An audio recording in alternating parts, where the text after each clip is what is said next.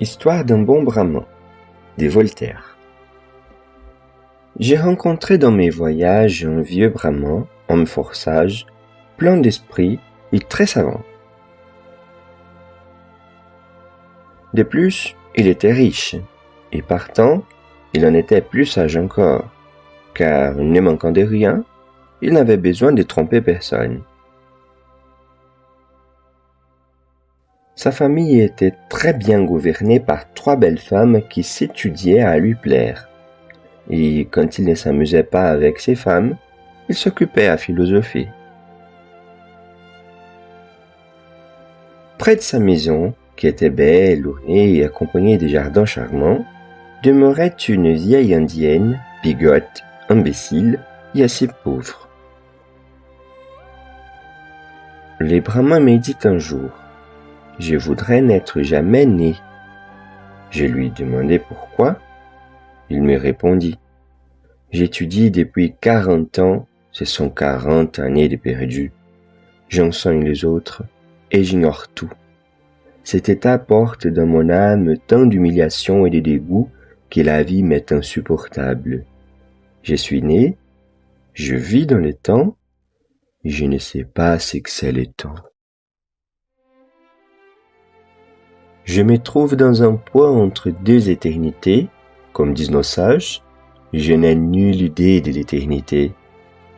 Je suis composé de matière, je pense. Je n'ai jamais pu m'instruire de ce qui produit la pensée. J'ignore si mon entendement est en moi une simple faculté, comme celle de marcher, de digérer, et si je pense avec ma tête comme je prends avec mes mains. Non seulement le principe de ma pensée m'est inconnu, mais le principe de mes mouvements m'est également caché. Je ne sais pourquoi j'existe. Cependant, on me fait chaque jour des questions sur tous ces points. Il faut répondre. Je n'ai rien de bon à dire. Je parle beaucoup. Et je demeure confus et honteux de moi-même après avoir parlé.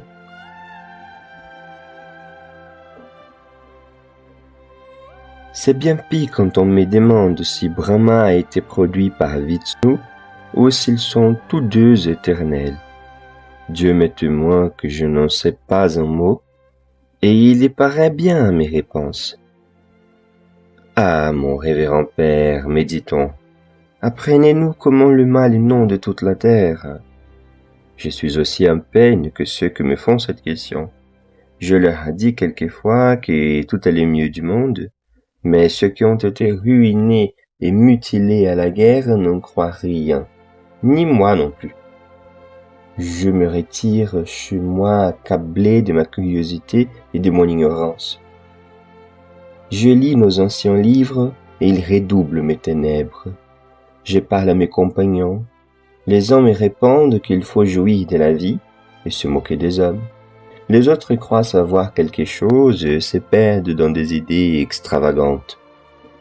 Tout augmente le sentiment douloureux que j'éprouve.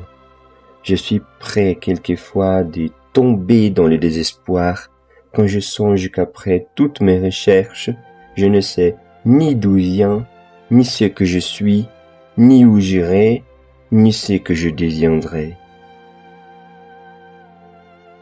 L'état de ces bonhommes me fit une vraie peine. Personne n'était ni plus raisonnable, ni de meilleure foi que lui. Je conçus que plus il avait des lumières dans son entendement et des sensibilités dans son cœur, plus il était malheureux. Je vis le même jour la vieille femme qui demeurait dans son voisinage. Je lui demandai si elle avait jamais été affligée de ne savoir pas comment son âme était faite. Elle ne comprit seulement pas ma question. Elle n'avait jamais réfléchi un seul moment de sa vie sur un seul des points qui tourmentaient le brahman. Elle croyait aux métamorphoses de Vishnu de tout son cœur et, pourvu qu'elle pût avoir quelquefois de l'eau du Gange pour se laver, elle se croyait la plus heureuse des femmes. Frappé du bonheur de cette pauvre créature, je revins à mon philosophe et je lui dis: N'êtes-vous pas honteux d'être malheureux dans le temps qu'à votre porte il y a un vieil automate qui ne pense à rien et qui vit content? Vous avez raison, me répondit-il.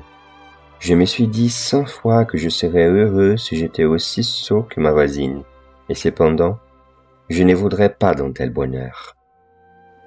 Cette réponse de mon Brahman me fit une plus grande impression que tout le reste.